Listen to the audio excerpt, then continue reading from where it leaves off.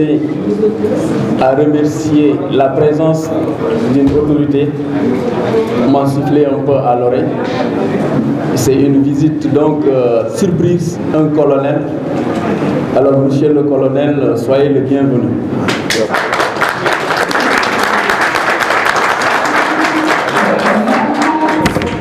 Alors, ça prouve nettement que les gens suivent l'actualité. Et merci d'avoir rehaussé de votre présence cet événement. Merci beaucoup. Sans tarder, on va commencer dans le vif du sujet.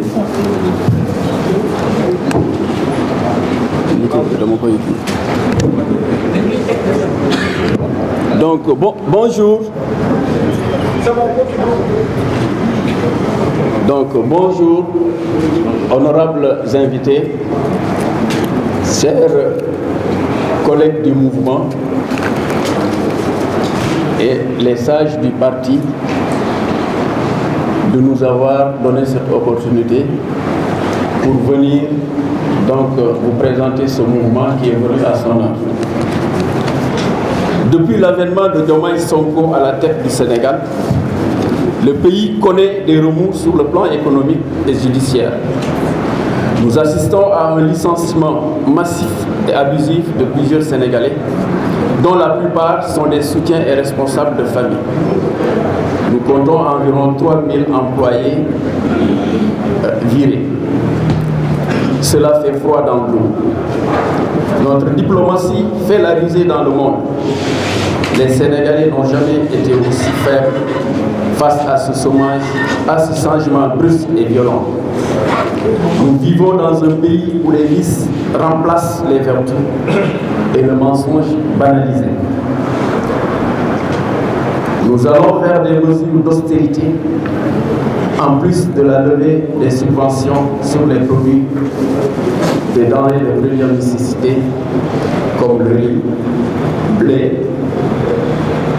et le sucre, électricité, carburant. Nous subissons à peine des menaces à peine voilées et des emprisonnements tous azimuts. Voilà déjà 15 mois, aucune solution dans la résolution de nos problèmes. Et voici qu'apparaissent les fléaux des temps modernes qui ont pour nom la délinquance juvénile, la consommation abusive de drogue,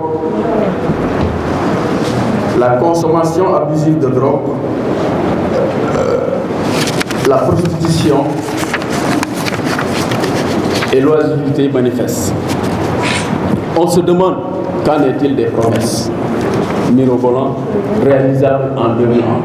C'est Sonko qui l'avait promis à la jeunesse. Il avait dit qu'il allait faire simplement 2 mois pour régler tous les problèmes du Sénégal, et principalement des jeunes. Il est même allé plus loin en disant que les jeunes donc, seront rémunérés 150 000 francs le mois. Et alors que cette jeunesse crie au désarroi et ne savent pas à quel sens se vouer. Alors, tout ça pour ça. La montagne a accouché d'une souris. C'est pourquoi des Sénégalais d'ici et d'ailleurs, après un diagnostic sans complaisance, se sont réunis pour créer le mouvement pour sauver le Sénégal, M2S, et prendre le destin en main. Et selon leur profilage, l'homme Idrissa Seck est le meilleur choix. Parce que,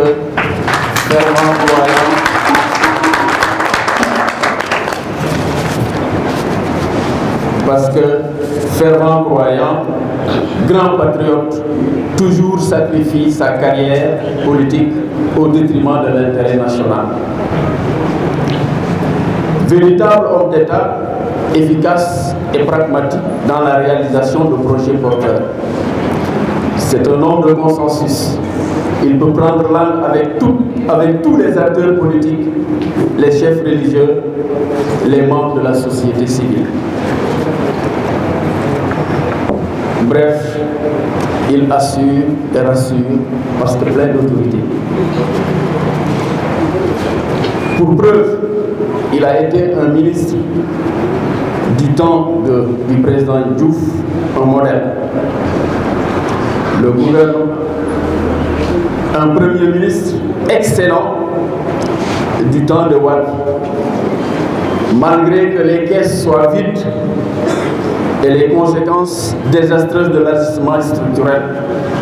il a su manager dignement et redresser la situation économique du Sénégal.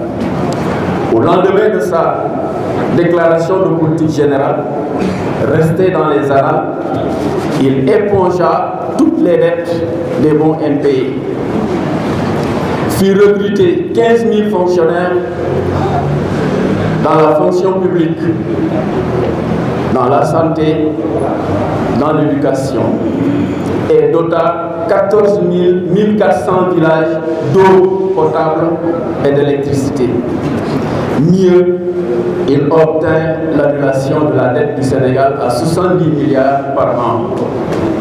et décrocha un prêt de 840 milliards de francs au groupe consultatif de Paris, là où Wade avait demandé 340. Donc vous voyez quel génie. Ensuite, grâce à l'initiative IAE, initiative d'alignement à la dette multilatérale, de 76%, et reçoit 1272 milliards de francs. Le taux de croissance devient ainsi à 6%, un record. Il venait de mettre fin à 30 années de déficit public et de morosité économique. A-t-on le droit de rester insensible devant les qualités légendaires de cet homme? Franchement non. Évitons le syndrome Mamadou Dia ou Cheikh Anta Diop. Avec lui, le rêve est permis. Donc tous derrière lui pour sauver le Sénégal.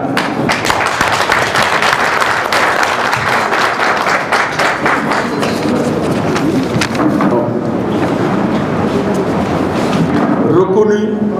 ce mouvement pour sauver le Sénégal n'a qu'une mission: faire élire le président de la République, Idrissa Seck, aux prochaines élections de 2029, en massifiant et en raffermissant les liens de bonne cohabitation dans un développement endogène.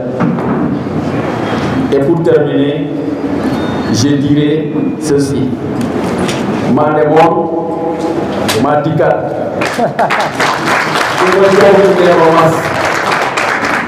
avec Idi jusqu'à l'extinction du soleil. Vive l'unité autour de l'essentiel. Vive l'unité autour de l'essentiel. Assalamu alaikum wa rahmatullahi taala wa barakatuh. Ñu ngi leen di nuyu yéen ñëpp di leen ziare di leen masawu coono déjà ci xaar bi di leen masawu coono aussi ci déplacement yi ndax wax dëgg yàlla ñëpp xam nañ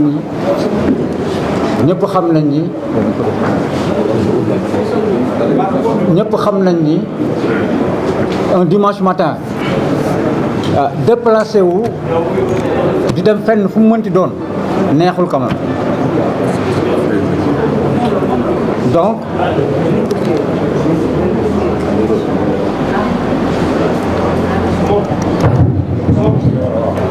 ñoo ngi gërëm ñëpp di wax ñëpp merci d'être venu encore plus fort. En tout cas moi j'ai le rôle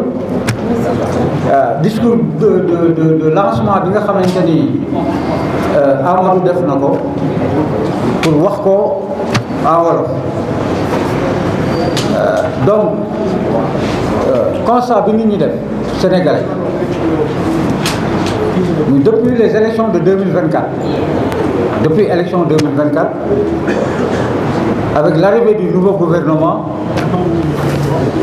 nit ñi déjà dañu amoon yaakaar même ku leen faralul woon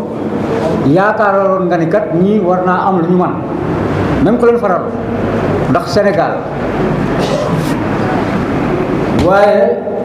dès le départ ci commencement bi gis nañ ni ñii mënuñu duñu dem te commencement bi lañ xam ni ñii mënuñu duñu dem ndax tey jii seen politique bi yëpp jëmul ci dinaa def lii danaa wax lii danaa def lii seen politique bi yëpp mooy diw sàcc la diw lañ ko dugal kaso di wëruma saaga et cetera et cetera et cetera lépp loolu mooy seen politique. léegi nag bu ñu demee ba ne le président de la République lui-même il est dans une étroitesse économique et budgétaire. Qu'est-ce que ça signifie? Ça veut dire que nous avons des perspectives sombres. Donc ci perspective sombre la ñu nekk. Son président de l'Assemblée nationale moom moo génn ni Sénégal dañ leen jox pour ñu togg añ ci matt mu tooy te mu amuñu solution matt mu tooy ku la ko jox te amoo solution kon gan du añ foofu la Sénégal toll.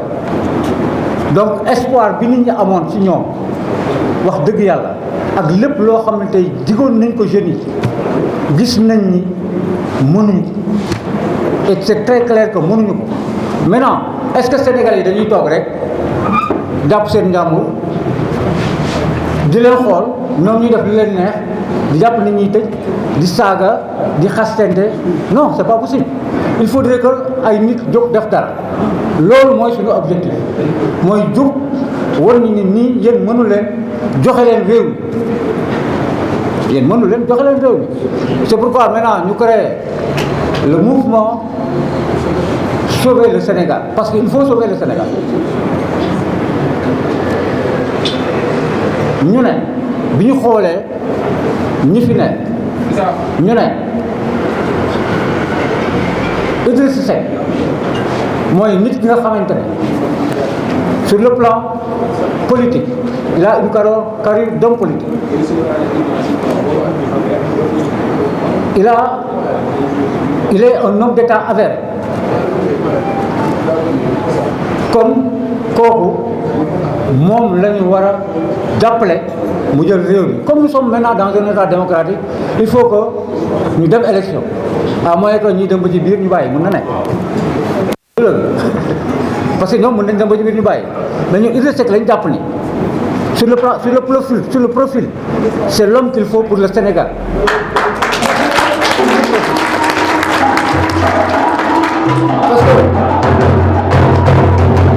Parce que mënuñu comprendre pour ñu xam Idrissa Seck xam nañ Idrissa Seck en tant qu'auditeur il valait 500 000 francs par heure. 500 000 francs par heure dans les années 80-90 en tant qu'auditeur. En 2020, 2018, 2019, moo ko waxal boppam il vaut sur le plan international $10 000 de l'heure. $10 000 de l'heure ñaata la c'est 6 millions par heure. adduna bi yëpp li ci ëpp muy tubaab yi ñu koy woo di ko liggéeyloo mu leen di liggéey di am ay résultats ñun Sénégal ñu koy toog di ko xool nii rek muy dem ak a ñëw. c'est pas possible tey mënoo am ko mel noonu ba pare di dund li ñuy dund mënu nekk il faut nit ñi wax ci. léegi nag loolu moo tax ñu woo ñëpp parce que ñun woowuñu waa parti réew mi kese am nañu bokk waa parti réew mi am nañu bokkul waa parti réew mi Sénégal la ñu woo. On demande à tous les Sénégalais de nous rejoindre dans ce mouvement. Mais en priorité quand même, puisque le président du parti Rewmi la ñuy liggéeyal en priorité ñu ngi woo waa Rewmi. Maintenant pour conclure ñu ngi woo Sénégalais di woo waa parti Rewmi monsieur le maire est là ñu ngi koy woo parce que li ñu bëgg mooy liggéey avec les instances du parti, travailler avec les instances du parti Rewmi, travailler avec les structures du parti Rewmi parce que li lancement la liggéey daal ci gannaaw liggéey bi mooy trouver les voies et moyens de faire massifier le Rewmi dans toutes les communes du Sénégal di déplacer wu di fa dem di waxtaan ak ñoom di jubóole nit ñi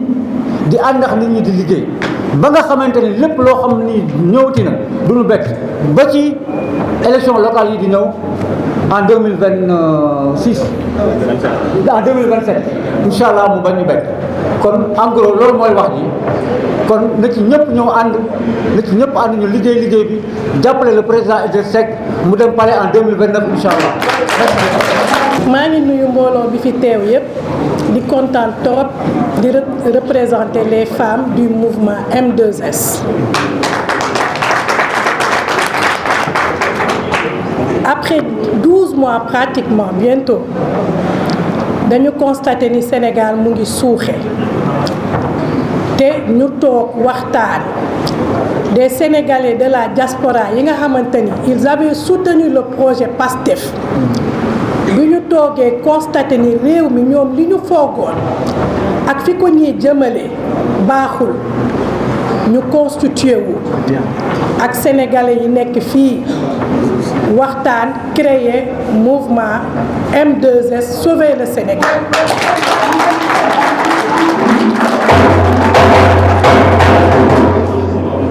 bu loolu amee ñu waxtaanee ko ñu xool ci leader politique yi fi nekk yépp ñu xool càmbar gis ni Idrissa Seck moom rek mooy leader politique boo xamante ni bu jëlee Sénégal kooku ñëpp ko àdduna bi yëpp ko seede Cheikh Yérim Seck nee na la Idrissa Seck boo ko joxee réew mi ba muy at xam na fañ lay commencé xam na fañ lay ci saa si choix boobu nag ñu porté ci Idrissa mooy nous sommes des enfants de la République dañoo gis ni réew mi amatul valeur mu ngi sooxe dañoo banaliser la fonction de président de la République dans ce pays parce que man mënuma comprendre ñu génnee benn waay prison mu génn xoole dox yore bale ni mahaza ñu jox ko 54%. man ba léegi wóor na sëñ Babacar Si loolu dafa ëlëb sama bopp man ni nag ñun dañ ñoo rax ndax sénégalais luñ ko xam ci lu baax sénégalais liñ ko xam ci bëgg valeur ñu jaay la du vent du pipeau nga jënd ko mais alhamdulilah bi ñu amee leader bu mel na Idrissa Seck mu respecté lool le choix des 54%. toog observé ba léegi mi ngi ci en phase d'observation waaye ñun ñoo ni ko 98 2000 li mel ni amoon na fi Ablaye Wade dem tëddi France découragé yow nga boole sa déem ak sa Dakar sa lépp dem seeti mag ñi créé CA 2000 xale la ñu woon nag ndax mais fii la ñu fekk ñun bokk nañ ci ñu fal Ablaye Wade en 2000 on était des étudiantes tabaski ji wuñu man Ndar laa dëkk c'était la première fois ma toog Dakar tabaski parce que le surlendemain de la tabaski moo doon élection yi ñu toog voté fal Ablaye Wade Idrissa Seck nekk directeur de cabinet man ci discours de politique générale am ñaar rek la wax moo tax ma téye ko ba tey je combattrai njublan et je défendrai góorgóorlu loolu rek mooy Sénégal ñu ñëw àdduna di dox histoire di dox li fi xew yépp xew fii mais dama jàpp ni rek dafa ñoragul 2029 c'est pour nous et il est temps ñu commencer liggéey ndax léegi àdduna bi dafa changé jeunesse bi il faut ñu xamal leen kan mooy Idrissa ñun dañoo am leader bu neex a jaay xam nga lan la ñuy jaayee suñu leader moo fi indi emploi 15000 emplois ci 5000 emplois yooyu tey ki ñuy wax premier ministre dégg naa ci lañ ko recruter fonction publique comme kooku ku ko am da nga koy tiitaroo da nga koy wane te da ngay def tout da lay jaral nag ñun suñu problème mooy daf ñu jaralul woon mais bii yoon daf ñoo jaral Idrissa laajuñu ko dara maa ngi dégg ci réseaux sociaux yi boobu ba léegi Idi day wax ma ne leen coup de com bi dal na Idrissa yëgul sax lii ñun ñooñu ko na toog bis bu ñoree dinañu togg ceebu jën Penda Mbaye plan national ba mu neex bu ñoree ñu yàq jox Idrissa comme na mu joxe woon Ablaye Wade ci loolu nag maa ngi ciy woo jigéen ñëpp ñun ñi nga xam ne ñooy yaay ñun ñi nga xamante ni ñooy jabar ñun ñi nga xam ne ñooy tante ñooy bàjjen ndax dañoo gis ni suñu jeunesse bii nag il faut ñu jàppale leen parce que dañu réer lool sax réeral nañ leen ba nga xamante ni xamuñu mag du yàlla waaye mag yàgg na ak yàlla ba boo amee nooy wax ak mag mën nga koo wax dëgg da ngay jël dëgg nga teg ko ci wetam te loolu dara indiwu ko lu dul mu am le discours populiste bu fi nekk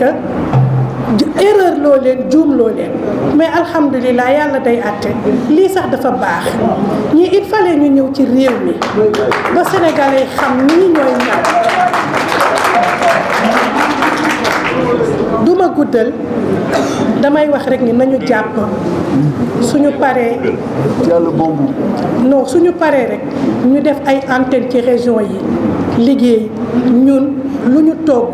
lu ñu yàq Idrissa lañ koy yàqal kenn ku ci nekk ci sa tur ak sa sant di rafetlu teewaay bi man nag li ci dugal sama kàddu mooy d'abord en tant que membre du parti Rewmi xëy na ñu ràññee ma ñi initier mouvement bi seen xel dem ci man ñu waxtaan ak man ni ñoom dañu bëgg a jàppale président Idrissa Seck dinaa dugg ci raison yi muy ay doomi Sénégal yoo xam lu ci ëpp ñu ngi bitim réew ñoom ñoo cotiser seen i fukki ak seen i ñaar dërëm ba lii mën a taxaw tey am si ñoo xam ni sax jóge nañ fii ci sous région bi am na si koo xam ni Gambie la jóge mu ngi fii ci salle bi mën nga jóg waaye moom ñu am si ñoo xam ne ñu ngi Amérique am ñoo xam ñu ngi Europe diggante France Italie Espagne am ñu nekk fii Guinée Bissau li ëpp ci réunion yi ñu doon def maa ko doon assister di leen accompagner parce que volonté bi ma gisoon ci ñoom ak énergie bi dafa bokk ci leader parti Rewmi soxla et que ñun lépp lu concerne président Idrissa Seck ñun dañ ciy dugg ba jeex tàkk ñu gis ci ñoom sincérité gis ci ñoom engagement ak détermination te discours bi ñuy wax discours la boo xam ni xel mën na koo dégg ndax ñoom ñoo toog ñu ne ñu ëpp si ñun de on avait voté pour la coalition Diomaye président parce que ñii fi nekk tey ci boobu réew mi bi ñuy ñëw di wax dañ doon dàq suñu bëgg-bëgg rek di ñu ko wax ñu ne ñu topp suñu xol rek xooluñu ndax mën nañ ndax lii mën naa nekk wala mënul nekk déedéet ñun dañoo topp suñu xol rek ba voté leen li waa ji wax bërki démb rek ils nous ont vendu un rêve de Dubaï mais on s'est réveillé au Venezuela et le constat est général ñooñu tey ñoom ñoo jóg ni dañuy taxawal mouvement seen yéene moo doon ku mel ni man ñu jiital ma man leen man damaa nekk ci instance su parti xool leen ci seen biir koo xam ni doy na leen ngeen jiital ko ñu accompagner leen en reconnaissant ñu ne par force di nga wax ci bis ba mais man j'ai tout fait pour ne pas prendre la parole c'est l'occasion de les remercier mais aussi de les féliciter et je pense que au niveau du secrétariat national seen premier soutien ki nga xam ne jot na ci ñoom daa sol dàllam ñëw teewe si seen première rencontre yëkkati xaalis bu am solo di leen maa leen jàppalee nii muy docteur Dieye bi nga xam ne moo ñëw teewe si li am solo nag mooy lii ngeen def moo war képp kuy Sénégal yaakaar naa ni réew mi fi mu toll nii bu ñu dindee parparloo ak ñëpp le constat est général kër yi neexatul xol yi àndatul mer gi yaatu na coow gi bari na te dara waralu ko lu dul bëgg a faj loo mënul faj loolu doo ko fi nekk gaal yaa ngi tey dañ gën a takkarnaase xale yaa ngi dee ci géej gi ñëpp a koy gis étudiants yaa ngi grève leen ñu dalal seen xel di leen préparer pour wan leen leen dañuy wàññi bourse yi pendant ce temps ñoom ñu ngi ci seen logique mooy nan la ñuy def pour asseoir seen pouvoir jeunes yi ñu àndaloon ñu doon xaru pour ñoom ñu falu ñu leen di neexal di leen defal ay transfert de 500 000 francs tey panier de la ménagère suñu yaay yi ak suñu sœurs yi ak suñu soxna yi dem marché ku ci ne boo xëyee da ngay stressé wu boo demee ci hôpital ba goitre gi ci jigéen ñi kenn xamul nu mu toll. bërki démb ñu invité lu toll le premier ministre mu dem assemblée ñu ne ko dañuy càmbar fukki weer yi nga fi jot a def ak difficultés yi ñuy traversé yi leen solution nga ci war a indi lépp ci seen i député muy les 130 députés ñoom ñu abonné au rire et aux applaudissements di jël ay discours de complaisance naan ko yaa fi ne ñett ñi am courage yu jóg wax li nga xam ne moo concerné sénégalais yi mu joxor bi leen attaqué leen xuloo kooku kuy xaar ci moom mu indi la solution ya moo nga suuxat garab bu dee yem te réew mi fi mu toll nii ñoo ko xiifa yem talatuñ ku ñuy dig wala kuy lamante wala naan dañu fee fekk problème yu bari ndax problème yi yàgg na fi candidat yëpp waxoon nañ ne bu ñu joxee réew mi am nañ ci solution waaye ñoom bi ñu dikkee chaque jour problème yi daa bari diw sàcc la justice am na fi ku sàcc nañ ko bàyyi justice mu topp ko mais moom yan solution lay indi pour dalal suñu xel ñun loolay suñu soxla du ñu saaga du ñu xuloo du ñu xeex ndax ñoom li ñu def ba suñu intellectuel yi tàppet yi nekk seen biir ruq ñi mu ñoo wax loolu ñun ébranlé wuñu mooy ku bëgg a wax nañ ko saaga nañ ko sulil ay mbóotam nañ ko waxal lu ñaaw ñun loolu ragaluñ ko on est prêt à les affronter sur le terrain avec des idées. Je pense que le président Idrissa Seck jot na nag Sénégalais yi xam li ñu bëgg ndax li xew ci Sénégal mooy dañ lay fekkal ku la amal njariñ la nga doon jox kus ni ñu bañ loola ko xas loola ko weddi loola ko ba pare ñoom lam la doon jox lu tane tarfatal ay ne azaka ci sax mënuñu la koo jox. Idrissa Seck fépp fu mu mës a jaar fii ci Sénégal lu mës a yor ku mu fa mës a fekk nga jiite ko bu ñëwee kenn dootu tudd sa tur turam rek la ñuy tudd ndax résultat yi fay Idrissa Seck moo tax ñuy wax déclaration de politique générale képp ku koy def fii Sénégal ci moom ngay jëlee référence la mu waxoon Sénégalais yi mooy suñu mission lii la loolu ngeen war a jàngal Ousmane Sonko il a hérité un pays avec des avancées et des difficultés sa mission c'est de faire de sorte que ces difficultés qui sont des points rouges mu mën leen a transformer à des points verts mais ku ne xam na ne Sénégal boo fi ñëwee ak léegi point vert yi fi nekkoon a gus néew da ko yóbbu point rouge ba contour rawee fal yi ne ci kër yi guddi gu jot piip ji fatt na nit ñi lampe yu rouge yi boo demee ci immeuble yi lampe yu rouge yi ñooy clignoté guddi ñëppay xam ne dëkk bi nit ñi sonn nañu amatuñu lu ñu faje seeni soxla pendant ce temps Idrissa prédiroon na nag situation bi Sénégalais di traversé neewoon na leen la situation actuelle du pays laajul ñuy fal ay aventuriers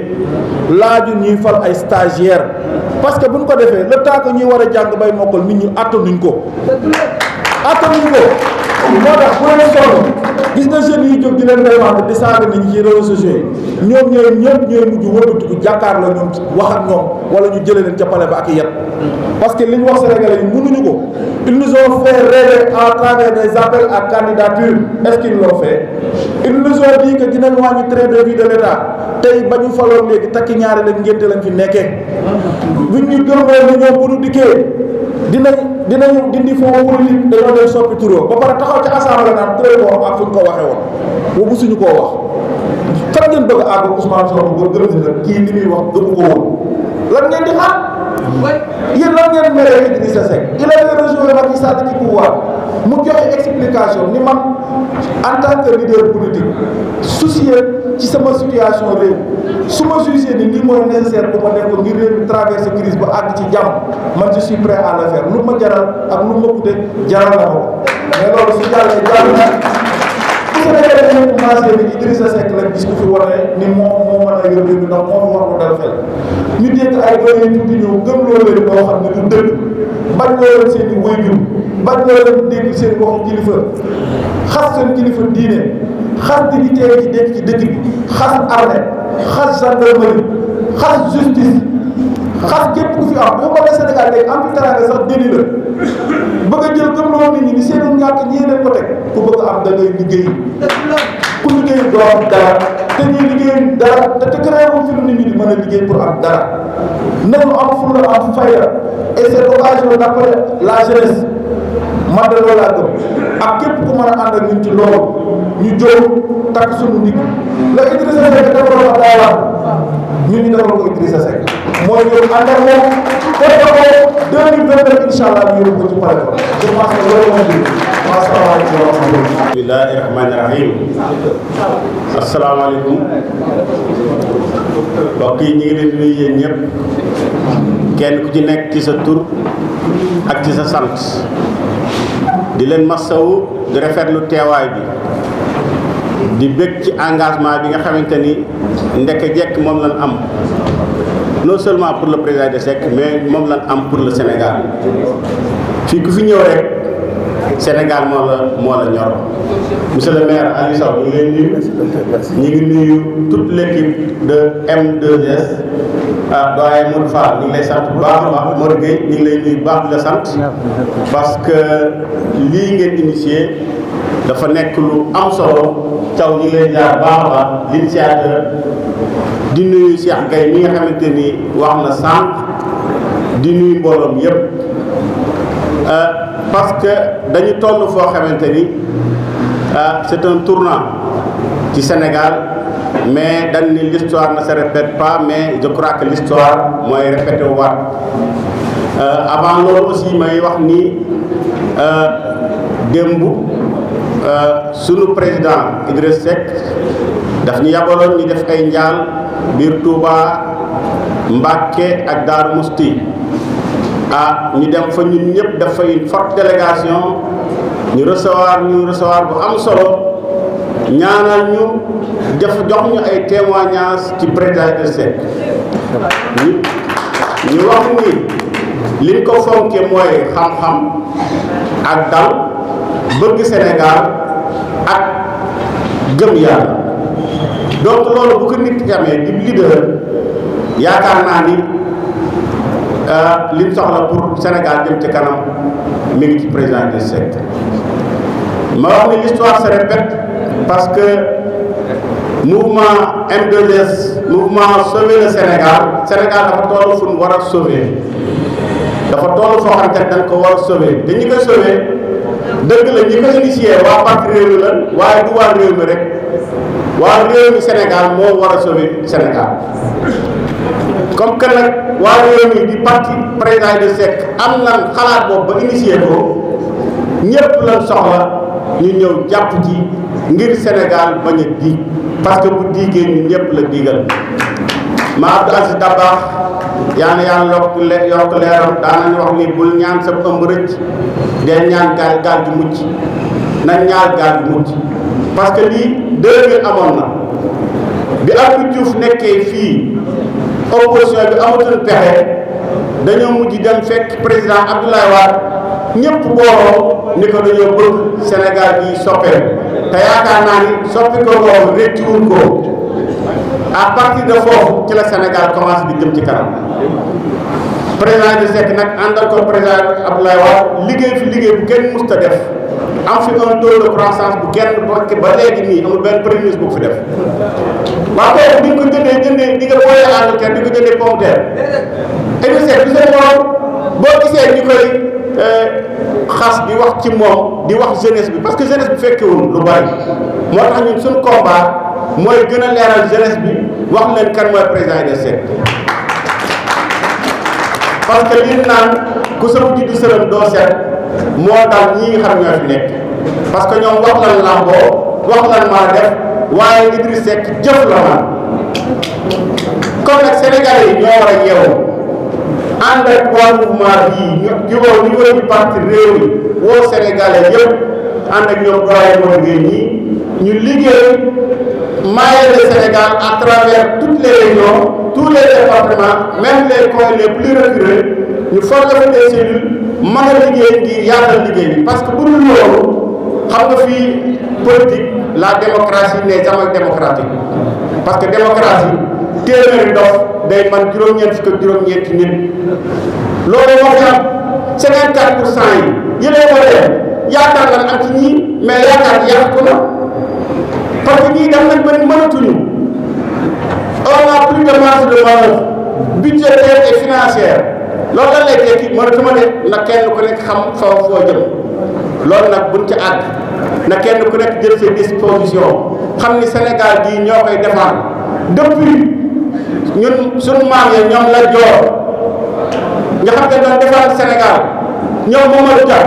foofu lañ toll tey jii pour défendre ce pays là pour que le Sénégal ne sombre pas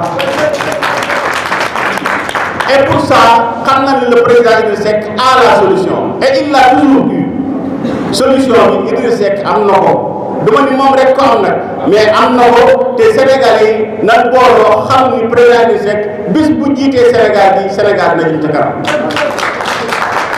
kon nag kenn ku ci nekk liggéey bi nga ciy def na nga xam ni sa bopp doo koy defal defaloo ko Idriss Seck defaloo ko kenn sa bopp d'abord doo koy defal kon nag nañ ci taxaw buñ ci boole buñ ci bañ a ñàkk suñu alal buñ ci bañ a ñàkk suñu temps buñ ci bañ a ñàkk dara loolu daal laa xamoon ni dinaa ko wax di jégalu ci retard yi parce que dañoo amoon yeneen activités yu doon def ñu ngi leen di gërëm bu baax di leen sant di gën a remercier doyen di remercier ñoom Mamadou di doyen monsieur le maire Aliou Sow di sant toute l'assistance ñu xam ne lii c'est une première lu mu commencé tey incha allah dinañ fexe mu yokk vive le président du Sénégal vive le président Idriss Seck vive le président parce que Idriss Seck c'est le président du Sénégal parce que c'est l'homme le plus calé pour gérer ce pays-là. ñii toog fii tey vraiment pour que le Sénégal là avance et on est resté à la même situation ou bien même au recul. On n'a plus le droit de pousser cette jeunesse à être beaucoup plus animale. Vraiment, vous m'excusez du terme qu'elle est déjà. Aujourd'hui, le respect n'est plus d'actualité. Jeunes yi lu leen neex def réew mi dafa dem ba mel ne mag ñi sax ñoo gën a dof xale yi donc tey bu ñu yeggee foofu discours bi ñu war a tenir nit ñi surtout yéen waa M2S Idrissa son profil ñëpp xam nañ ban profil la donc du quelqu'un d'agressif, de quelqu'un de violent, de quelqu'un d'insolent. Donc si vous voulez amener une personne de cette nature à la tête de ce pays qui est déjà à genoux, il faut que nous voyons ces Sénégalais, wax jeunesse sénégalaise bi que kii c'est l'homme qu'il faut pour la stabilité d'abord du pays. Ce pays est instable. Aujourd'hui, l'Assemblée nationale, c'est une honte à écouter nos députés. Tu parles aux leaders politiques pareil. Aujourd'hui, dans ce pays-là, amul kenn kuñ fi dangay wax ñu ne la les politiques jaratul wax vous êtes tel-ci. Un journaliste wax ñu ne tu es corrompu. Un policier parle ñu ne il est corrompu. Un juriste parle ñu ne il est corrompu. Mais dans ce pays, qui est-ce qui est droit? Qui est-ce qui est droit maintenant? Confiance jeex na fi tàkk. Il faudrait maintenant qu'à travers les réseaux sociaux que suñ ki ñi leen di déglu vraiment gën a am envie ak ambition Idrissa ñëw à la tête de ce pays. Et c'est pas par des discours guerriers, c'est pas par des discours vraiment yu kenn xamul. Non, non, non. Il faudrait que ces jeunes-là sentent que ceux qui parlent, ils sont derrière quelqu'un de raisonnable.